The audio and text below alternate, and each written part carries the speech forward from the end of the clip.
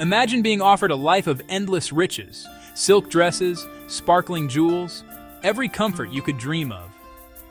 Now, imagine giving it all up for a simple hut, the dust of your village, and the people you love. This is the story of Marvi, a young woman from Sin, who was offered everything by a king but chose loyalty over luxury.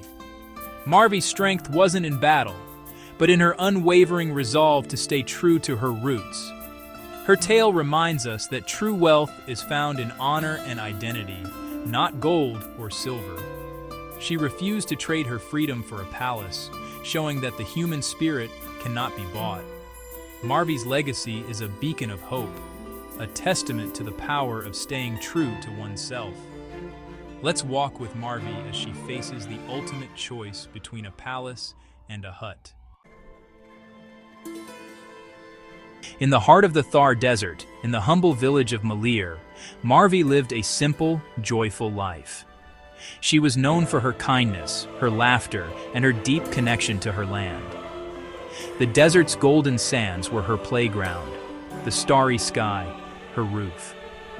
Marvi wore vibrant traditional clothes and cherished simple jewelry gifted by her family.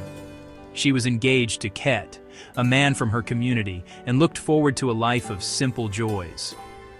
Every morning she joined the women at the well, sharing stories and laughter, a ritual that connected generations. Her identity was woven into the fabric of Malir. She could not imagine life elsewhere. But Marvi's peaceful world was about to be shattered. Unbeknownst to her, a powerful king was watching, and her life was about to change forever. The desert's quiet would soon be broken by fate. King Umar Sumro, traveling through the desert, saw Marvi at the well and was captivated by her natural beauty.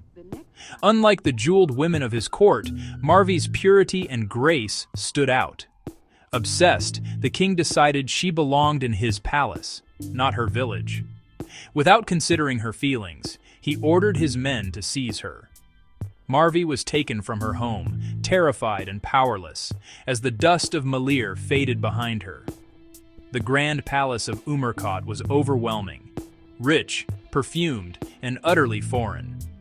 The king welcomed her with gifts and promises of power, expecting gratitude. But for Marvi, the palace was a prison, not a dream. She looked at the king with sorrow and defiance, unmoved by his wealth. The king could not understand why she resisted. He had never met a spirit like Marvi's. Surrounded by riches, Marvi's heart ached for her village. The jewels felt cold, the silks like chains. She told the king, "My world is in Malir. These riches mean nothing to me." Shocked by her refusal, the king tried to persuade her with promises of power and comfort. But Marvi remained unmoved, her mind always on home. Nights were spent in tears, clutching a scrap of her village dress, her only link to Malir. The palace suffocated her, but her spirit stayed strong. She sang songs of longing, sharing stories of her village with the palace servants. Even as a prisoner, Marvi kept her home alive in her heart. Frustrated, King Umar tested Marvi's loyalty with lies and temptations. Advisors told her that her people had forgotten her, that Ket had moved on. Marvi replied, "My people would never forget me. Ket's love is as true as mine." The king dressed her in royal gowns, but Marvi saw only a stranger in the mirror. She tore off the jewels, declaring, "I am Marvi of Malir. My honor is my beauty." Each test only strengthened her resolve. She survived on simple food, prayed, and thought of home. News of her defiance spread. Bards sang of her courage. Marvi became a symbol of honor and the unbreakable bond to one's homeland. Her name became a whisper of hope across Sindh. Months passed, but Marvi's heart never wavered. Her songs of longing echoed through the palace, touching even the hardest hearts. Palace staff, once indifferent, grew to admire her quiet dignity. The king's advisors urged him to reconsider, warning that he was tarnishing his own honor. King Umar began to see Marvi as a person, not a possession. Her courage forced him to reflect on his actions and the true meaning of respect. Marvi's integrity inspired small acts of kindness from the palace staff, a silent rebellion of the heart. Her presence transformed the palace, making it a place of moral reflection. One evening, King Umar summoned Marvi, his anger replaced by respect and regret. He admitted, "I thought I was offering you a better life, but your loyalty is a treasure greater than anything I own." For the first time, he saw her true worth, not as a prize, but as a person of honor. "You have taught me about dignity," he said, bowing his head. "I am setting you free. Return to Malir." Marvi's relief was overwhelming. Her ordeal was finally ending. The king offered gifts as an apology, but Marvi refused. Her freedom was all she wanted. As she left Umarkot, she was no longer a captive, but a teacher who had changed a king. Her spirit had triumphed over power.